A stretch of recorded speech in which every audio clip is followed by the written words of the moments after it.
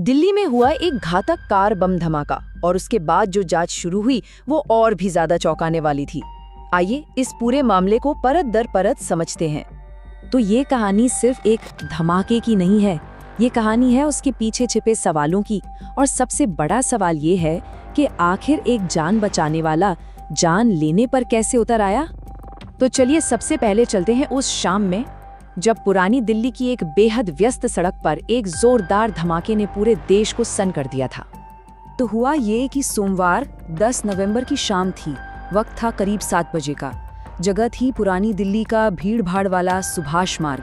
और तभी एक सफेद रंग की हुंडई i20 कार अचानक एक आग के गोले में बदल गई। इस धमाके में कई लोगों की जान चली गई, कई घायल हुए। ये वो शुरुआती जानकारी थी जो सामने आई। लेकिन जब फॉरेंसिक जांच हुई तो एक बेहद चौंकाने वाली बात पता चली। इसमें NFO जैसे बहुत ही शक्तिशाली विस्फोटक का इस्तेमाल हुआ था। मतलब साफ था, ये कोई हादसा नहीं था, ये एक सोची समझी खतरनाक साजिश थी। और यहीं से असली सवाल खड़ा होता है कि इस भयानक हमले के पीछे आखिर था कौन। तो धमाका क्या था, ये तो साफ हो गया। अब सवाल था किसने किया। और यहीं पर यह पूरी कहानी एक बहुत ही हैरान करने वाला मोड़ लेती है। जांच में जो नाम सामने आया वो था डॉक्टर उमर मोहम्मद का। हाँ, सही सुना, डॉक्टर। फरीदाबाद के एक मेडिकल कॉलेज से जुड़ा हुआ। और शक क्या था कि वही उस कार का ड्राइवर और अकेला ऑक्यूपेंट था। सोचिए, एक डॉक्टर जिसका काम जिंदगी बचाना होता है, उस पर इल्जाम था जाने लेने का। ये विरोधाभासी इस पूरे केस की सबसे बड़ी पहेली है। और ये सिर्फ एक कोरा शक नहीं था। जांच करने वालों के हाथ एक बहुत बड़ा सबूत लगा, एक CCTV फुटेज।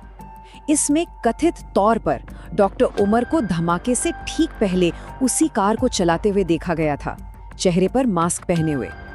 तो सवाल फिर वहीं आकर खड़ा हो जाता है, आखिर एक पढ़ा लिखा डॉक्टर ऐसा कदम क्यों उठाएगा? क्या वजह हो सकती है? इसी सवाल का जवाब हमें इस धमाके के असली मकसद तक ले जाएगा।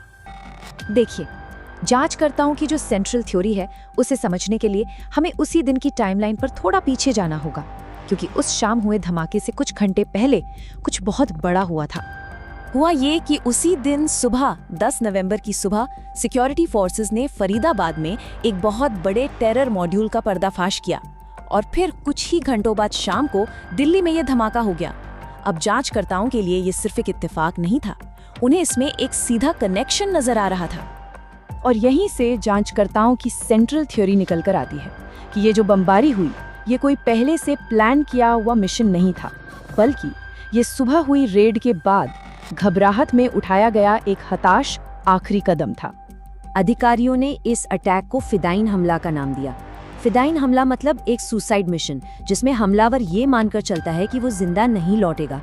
ये सिर्फ एक टैक्टिक नहीं है, ये एक माइंडसेट है। और ये हमें डॉक्टर उमर की उस वक्त की मानसिक हालत, उसकी हताशा के बारे में बहुत कुछ बताता है।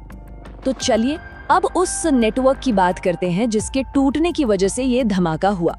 और इस नेटवर्क की जो बनावट थी वो सच में काफी हैरान करने वाली है। जरा इस नंबर पे गौर कीजिए, 2900 किलो। इस मॉड्यूल से इतना विस्फोटक जब्त किया गया था। ये आंकड़ा अपने आप में बताता है कि खतरा कितना बड़ा था। एक पल को सोचकर देखिए, अगर ये सब इस्तेमाल हो जाता तो तबाही का मंजर कैसा होता। ये जैश-ए-मोहम्मद से जुड़ा एक मॉड्यूल था जिसके लिए हरियाणा और यूपी में कई जगह छापे मारे गए, कई लोग गिरफ्तार हुए। पर सबसे ज्यादा चौंकाने वाली बात थी गिरफ्तार लोगों की प्रोफाइल। डॉक्टर उमर अकेला नहीं था, उसके साथ 3 और डॉक्टर्स पकड़े गए थे। डॉक्टर मुजम्मिल शकील, डॉक्टर अदील अहमद राथर और डॉक्टर शाहीन सईद। ये व्हाइट कॉलर टेरर का एक डरावना चेहरा था, जब समाज के पढ़े लिखे सम्मानित लोग आतंक का रास्ता चुन लेते हैं। तो कुल मिलाकर जांचकर्ताओं का मानना यही है कि सुबह जब उसका पूरा नेटवर्क बर्स्ट हो गया तो डॉक्टर उमर को समझ आ गया कि अब उसकी गिरफ्तारी भी तय है। और इसी डर से उसने कार को उड़ा दिया। तो कहानी में यहाँ तक तो सब साफ है, पर अब आगे क्या? अब जांच किस दिशा में बढ़ रही है, चलिए देखते हैं। अब ये पूरा केस नेशनल इन्वेस्टिगेशन एजेंसी यानी NIA के पास है। और उनके सामने अब कई बड़े सवाल हैं, जैसे ये कार आई कहाँ से थी, डॉक्टर उमर की पहचान को DNA मैचिंग से कंफर्म करना, और सबसे जरूरी उस पूरे लॉजिस्टिकल सपोर्ट नेटवर्क का पर्दाफाश करना जिसने इस सब में मदद की। और इस पर काम शुरू भी हो चुका है। पुलवामा से तारिक नाम के एक शख्स को गिरफ्तार भी कर लिया गया है। आरोप है कि उसी ने डॉक्टर उमर को ये गाड़ी दी थी। मतलब जांच अब धीरे धीरे इस चेन की बाकी कड़ियों तक पहुंच रही है। तो हमलावर की पहचान हो गई, उसका सेल भी खत्म हो गया। ऐसा लगता है कि केस का एक बड़ा हिस्सा सुलझ गया है। लेकिन ये कहानी का अंत नहीं है। अब एक नया और शायद पहले से भी बड़ा सवाल जांचकर्ताओं के सामने है कि इस नेटवर्क में और कितने लोग शामिल थे। यही वो सवाल है जो अब इस पूरी जांच के केंद्र में है। ये कहानी सिर्फ 1 या 4 डॉक्टरों की नहीं है।